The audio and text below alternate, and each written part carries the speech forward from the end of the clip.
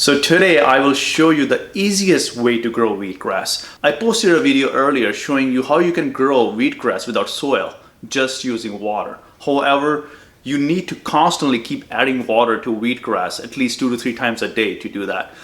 This method I'm going to show you to grow wheatgrass the easiest way will only require you adding water to the flat of wheatgrass twice in the whole growing process. First, we will start with 2 cups of wheatgrass seeds. Now we'll soak the 2 cups of wheatgrass seed in water for at least 4 to 5 hours. You can also do that overnight as well.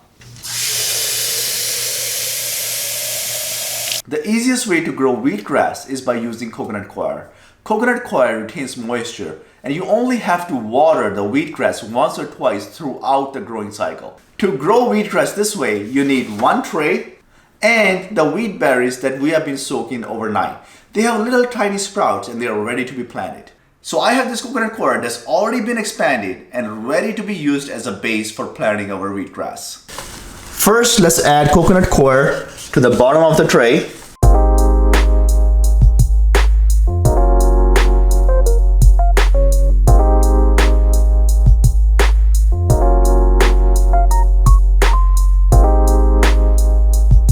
We're going to make the coconut coir level and compact.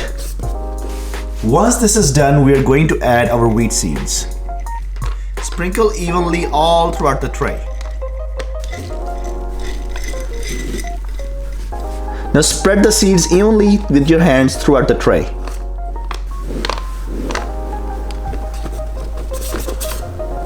Now get some paper towel and cover the whole tray with the paper towel. And now add water to the tray.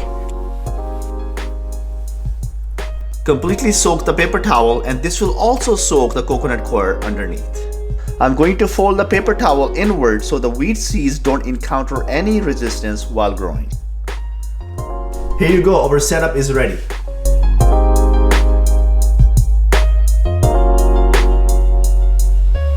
On the second day, the paper towel on top of the wheatgrass starts to dry out. So we will add a little bit of water on top of the paper towel to provide enough moisture for the wheat seeds to keep germinating.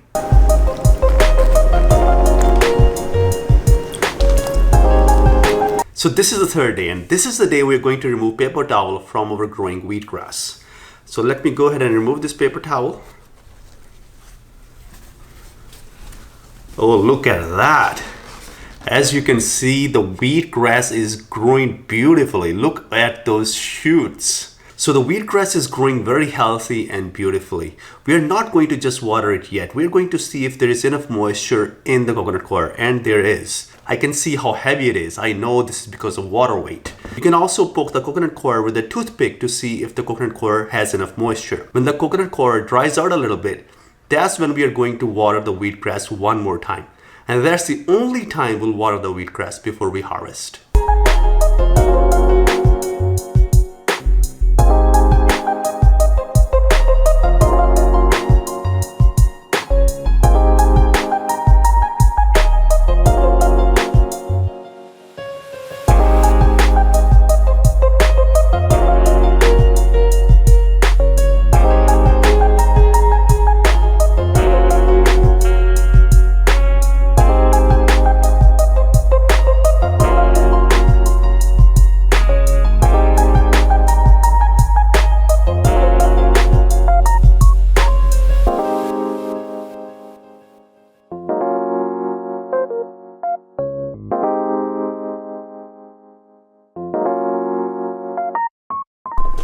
On day 6, the wheatgrass is looking more like wheatgrass, and it is growing really healthy. Look at that wheatgrass.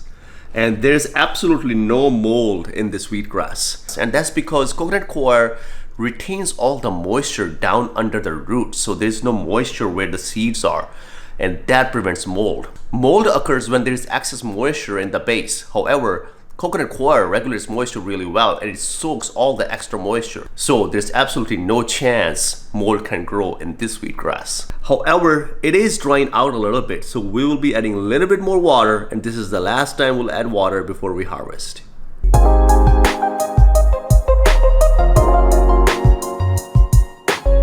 On day 9, the wheatgrass is ready to juice. It is perfectly grown.